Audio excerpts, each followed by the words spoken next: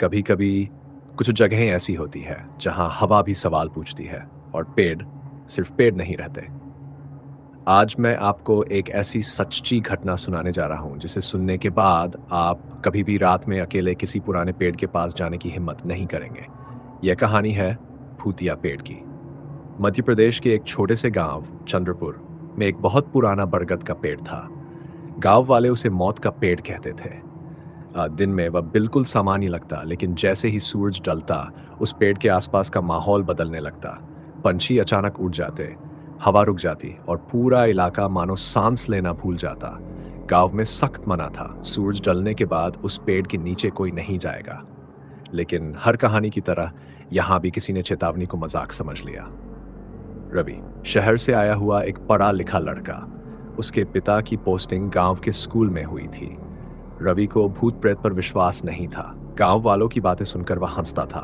यह सब अंधविश्वास है, वह अक्सर कहता। एक दिन गांव के बुजुर्ग ने कहा, बेटा उस पेड़ से दूर रहना, वो जिंदा है। रवि मुस्कुराया, पेड़ जिंदा होते हैं बाबा, लेकिन भूत नहीं। बुजुर्ग की आंखों में डर था, पर रवि ने ध्यान नहीं दिया। एक शाम बिजली चली गई, पूरा गांव अंधेरे में डूब गया।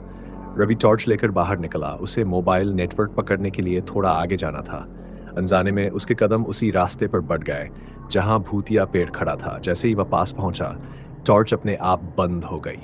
हवा अचानक तेज चलने लगी और तभी खट खट खट, जैसे कोई पेड़ के तने पर नाखून रगड़ रहा हो। रवि का दिल तेज धड़कने लगा। उसने पीछे मुड़कर देखा, कुछ नहीं, लेकिन सामने बरगद की जड़ें धीरे धीरे हिल रही थी। अचानक उसके कानों में एक धीमी फुसफुसाहट गूंजी, रवि, उसका नाम। उसने कांपते हुए पूछा, कौन है? फिर आवाज आई, तू भी यहीं रहेगा। रवि भागने लगा, लेकिन रास्ता खत्म हो चुका था। जहां रास्ता होना चाहिए था वहां अब सिर्फ वही पेड़ था। उसकी शाखाएं फैलकर मानो रास्ता बंद कर चुकी थी। अचानक पेड़ के तने पर एक चेहरा उभर आया, आंखें काली, मुंह खून से सना। वह बोला, सालों पहले मुझे यहीं लटकाया गया था। एक और चेहरा निकला, फिर दूसरा, फिर तीसरा, सैकड़ों चेहरे। सबकी कहानी एक जैसी। गांव में जिन लोगों की अचानक मौत हुई थी, उनकी आत्माएं इस पेड़ में कैद थीं। ये पेड़ लाशों से नहीं, आत्माओं से जिंदा था। बरसों पहले एक निर्दोष लड़की को इसी पेड़ से लटकाकर मार दिया गया था।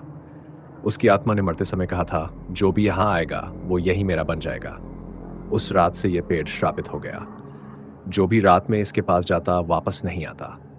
लोग कहते थे पेड़ उन्हें निगल जाता है। असल में उनकी आत्माएं उसमें कैद हो जाती थी।